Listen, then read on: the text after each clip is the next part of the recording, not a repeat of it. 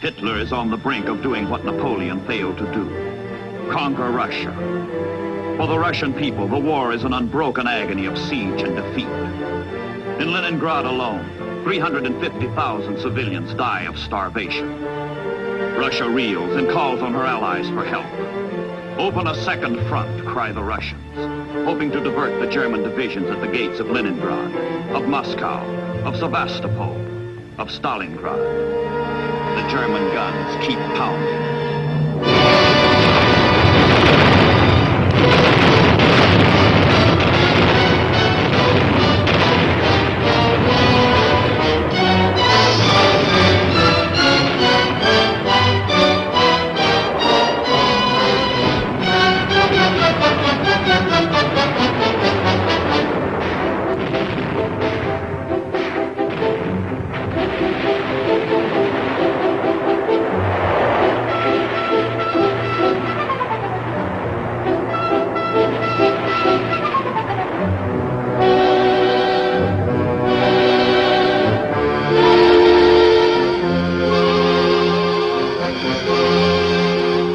Washington, the Russian appeal comes in a black hour. Everywhere there is victory for the Axis. Nowhere can the democracies do more than hold their own. Action, bold, decisive action, can no longer be delayed. Roosevelt and Churchill must strike. But where? How? The statesmen of democracy ponder the issues and decide. Invasion, a second front. The orders go out to America, to England. The transatlantic planning begins. Target, top secret. In England, General Eisenhower, newly appointed American commander for Europe, directs the overall strategy. The United States has been at war only a few months, and her means as yet are limited. The Marines on Guadalcanal need all they can get. But the pressure of events is inexorable. The Allies cannot wait, and time will not wait.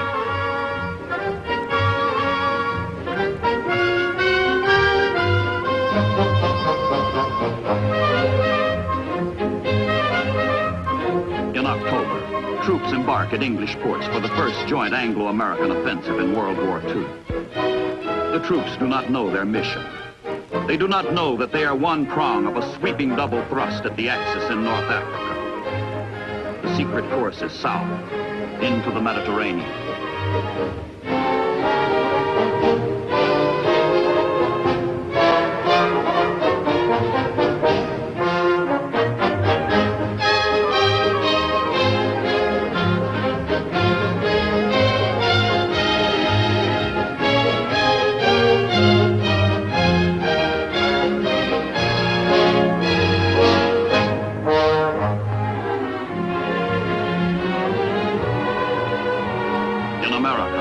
The other prong of the assault is hurriedly forged at East Coast forts, where untried and untested troops, fresh from civilian life, are brought together for the greatest amphibious operation yet attempted. 4,000 miles of hostile sea lie between the crystal sands of Virginia, the granite rocks of Maine, and the far shore of North Africa. Many of the men have never heard of their destination, Casablanca, on French Morocco's west coast.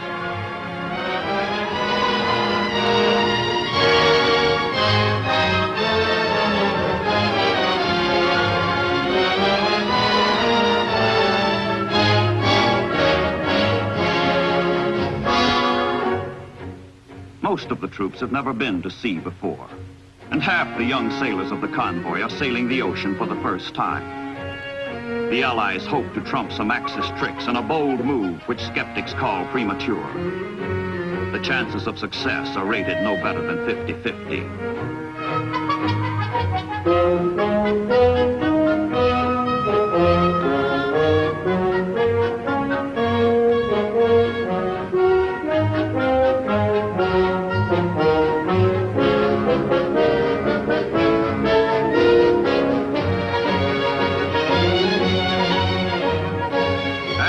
Commands the American task force. Rumors circulate that the ships are headed south for maneuvers. But Task Force 34 is in deadly earnest. The operation is christened Torch, And on these men and the ships falls the job of lighting the torch and keeping it burning.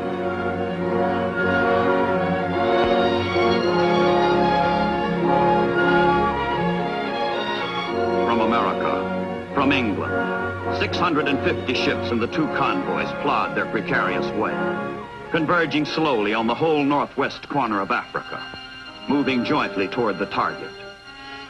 Zigzagging past the submarine packs by day, steaming straight by night, the ships make the longest voyage ever ventured by an amphibious force.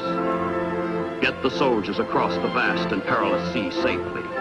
Land them on the barren and uncertain beaches safely. That is the sailor's job.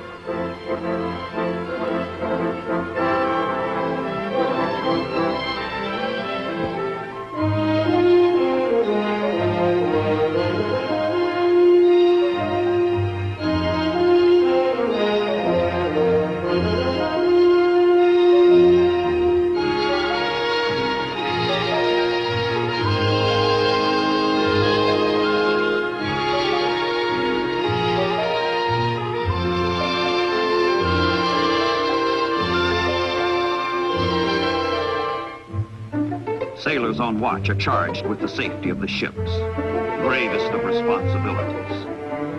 But in the transports, the troops have little to do except relax, fool around, wait, and try to forget what is ahead.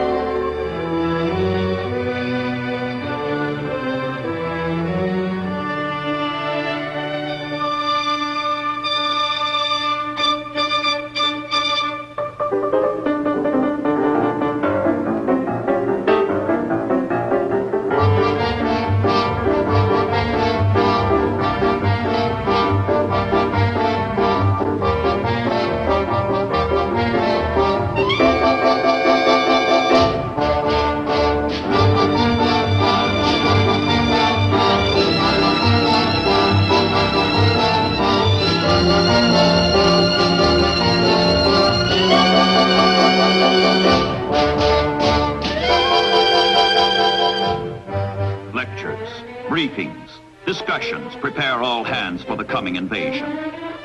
The Americans come as friends, but to crush Germany and thereby help Russia, they must first wrest bases from France, a friend. The French Vichy government in Europe has pledged itself to defend its African colonies against all. But whether the French will resist Americans, how violently they will react, none can say. So the friendly convoy must sneak toward shore like an enemy.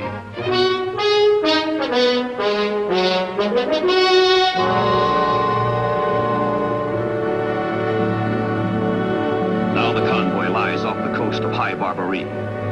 Beyond lies Africa. President Roosevelt announces the landings to the French by radio and asks their help.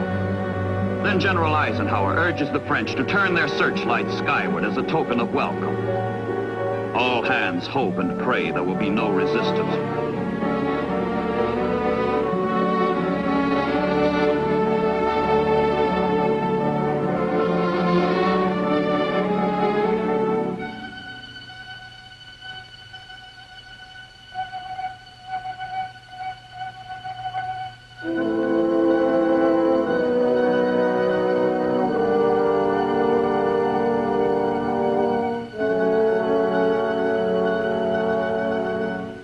H hour comes in the hazy dawn of November 8th, 1942.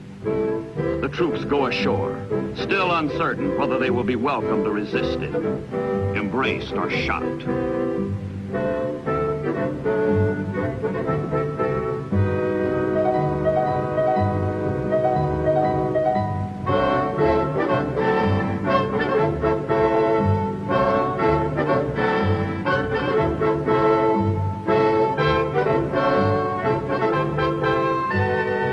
Signal. No resistance.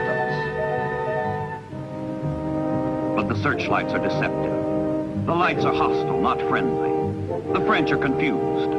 They have not heard the Allied broadcasts, and military leaders loyal to the Vichy government decide to fight.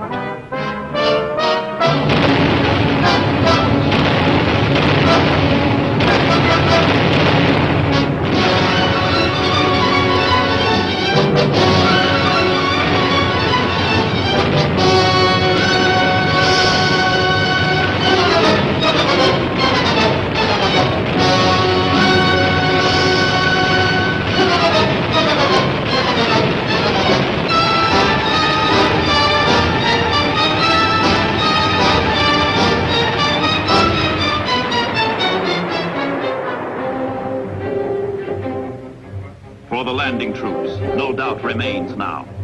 They will be resisted. The shores are hostile. The French are fighting.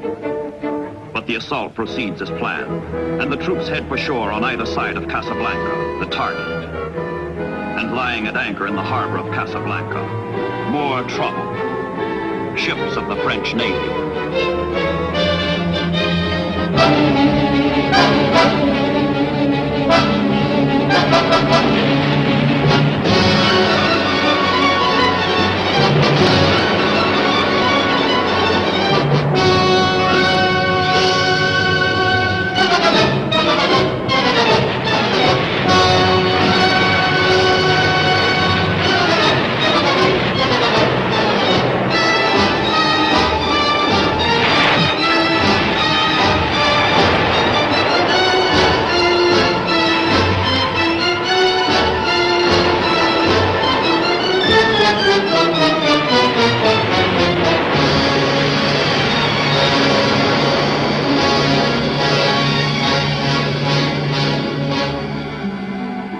Casablanca continues for 3 bitter days before the Vichy French surrender, and the Free French and their American allies take over.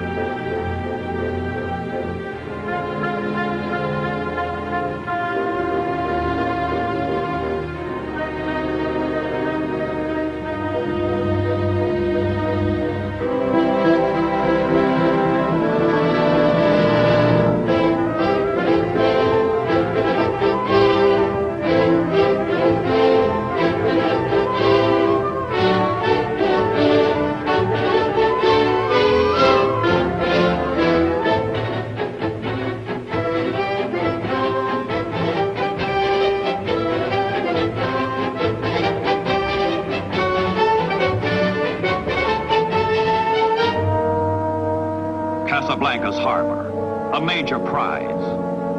But the victory is not without sorrow. Americans and French who have fallen fighting one another are buried side by side.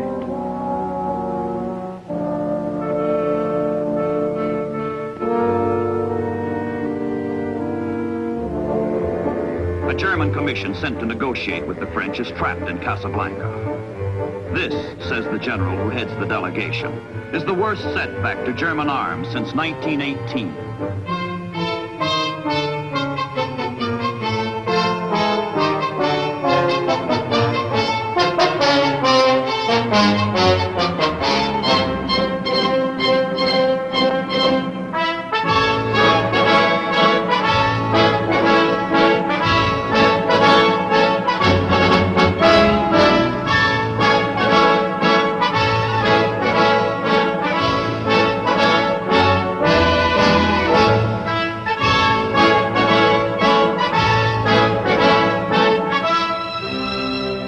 Meanwhile, the second Allied convoy slips through the Straits of Gibraltar and steams eastward for Oran and Algiers. In Oran, there are vital airfields and an important road network. Algiers is the economic, political, and military center of the entire area. If the convoy can survive the Mediterranean gauntlet of submarines and bombers, all of Northwest Africa will fall into Allied hands in one swift stroke.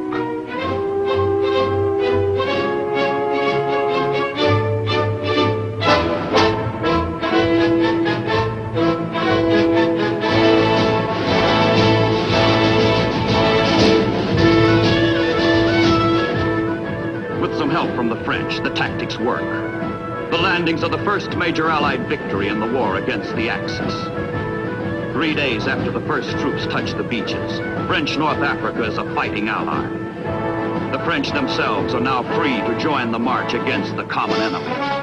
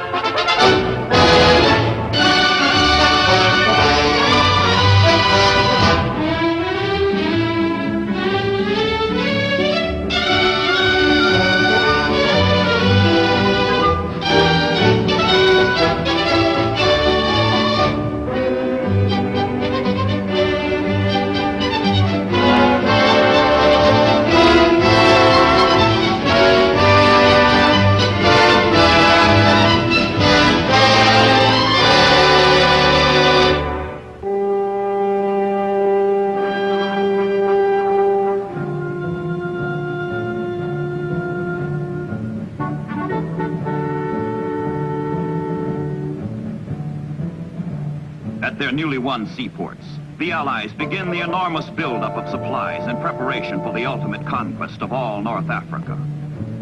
General Montgomery and his 8th British Army are lashing Marshal Rommel and his fleeing Africa Corps 1,200 miles to the east. In the west, the Allies must make ready for a drive into the desert to catch Rommel in his flight and squeeze him to death. The campaign that began as an amphibious assault becomes a grinding struggle for supplies.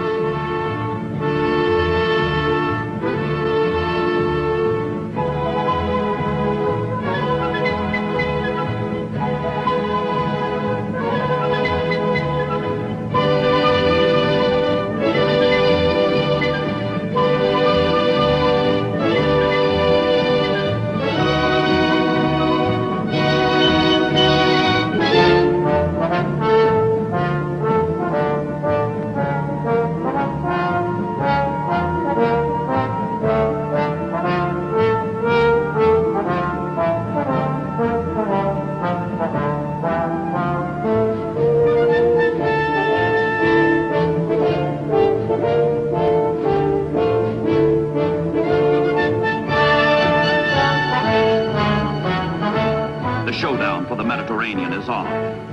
All supplies, all Allied soldiers must be brought in by ship. The campaign depends on the ports and the navies that control them.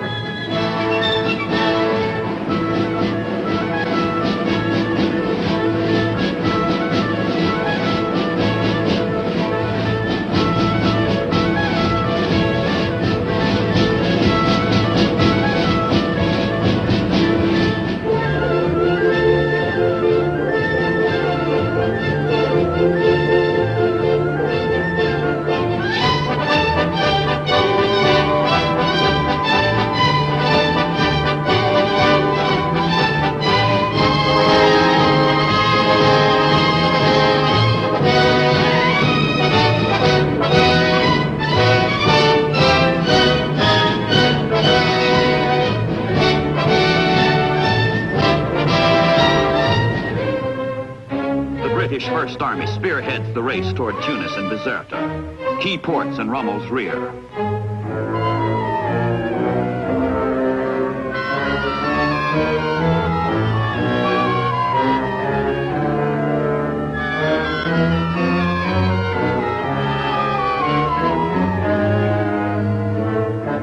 But the Desert Fox and his unbroken Africa Corps reach Tunisia first, checking the Allied move and nullifying the chance for a quick German defeat. Rommel's dream of taking Suez is shattered, but the Nazis still have a firm grip on North Africa. will not let go. Into Tunisia, across the Mediterranean narrows from Sicily, the Axis High Command sends streams of transport planes to reinforce Rommel. Swiftly, efficiently, the Axis begins its own build-up to counter the Allies.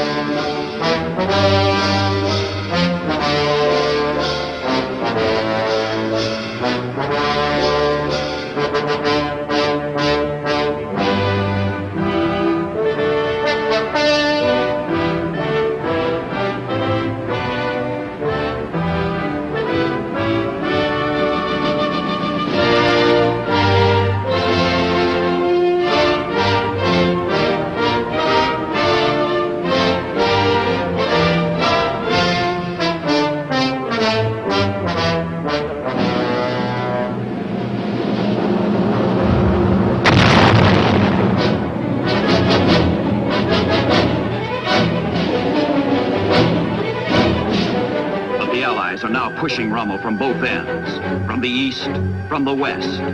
And they keep pushing him, and pounding him, and pushing him.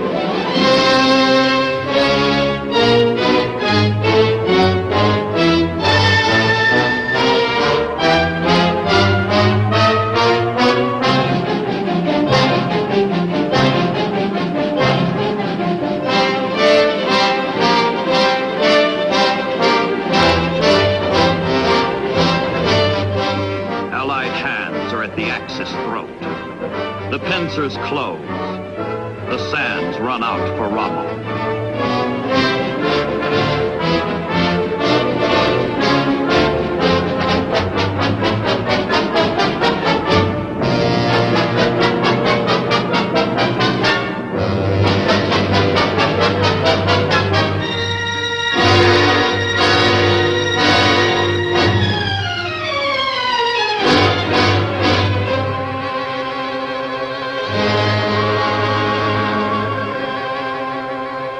Of the Africa Corps. End of the Axis in Africa.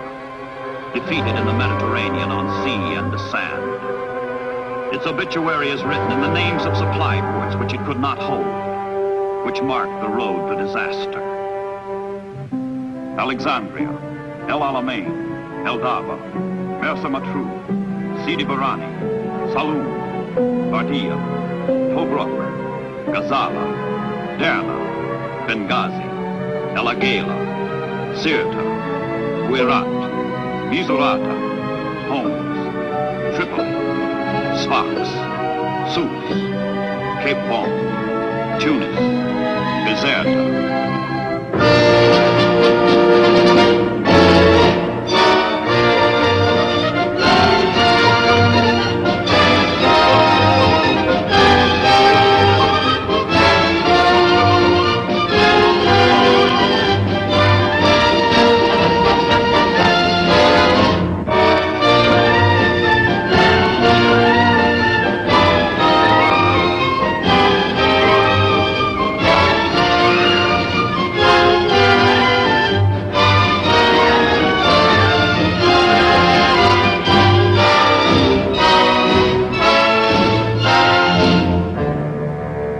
250,000 Axis prisoners. With the 300,000 additional Germans lost at Stalingrad, the face of fascism shows the first furrows of defeat. It is not yet the beginning of the end, but it is the end of the beginning.